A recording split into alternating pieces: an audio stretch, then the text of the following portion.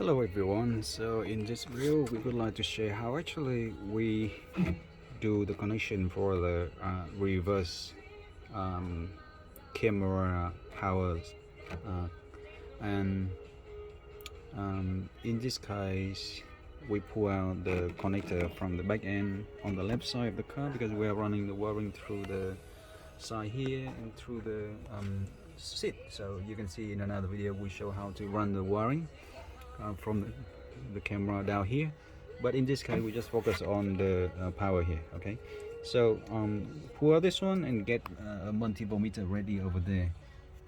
You can see that at this moment it showed 11.62, which actually I put the car into the reverse mode and the keys on. Okay, so we have two wire here. One here, this one actually is black. Okay, don't be surprised at our tool because we actually create our tool specifically for the purpose. So in this case it is something not looking normal, but it is very useful for our job. You should have a very similar thing, but this one is very small in the front, so it can slide into the small pin area. So the brown one here is negative, and the white with the yellow strip, the third wire from the left to the right, like this direction, is the positive. So we remember that, and we can turn off the car and connecting the wiring into this. But what we connect here is actually we connect this module, which is the module that to stabilize the interference from the car when you reverse, and it will provide the output into the reverse power light signal trigger light.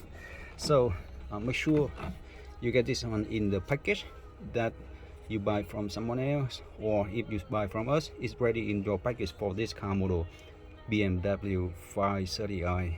Many other BMW will provide this one, but many other you might not receive it because it depends on what BMW do you have. Okay, so we will connect this one here, and one end will be connected here, one end will connect to the camera light, and that should be enough power to go and provide the camera signal to the front head unit.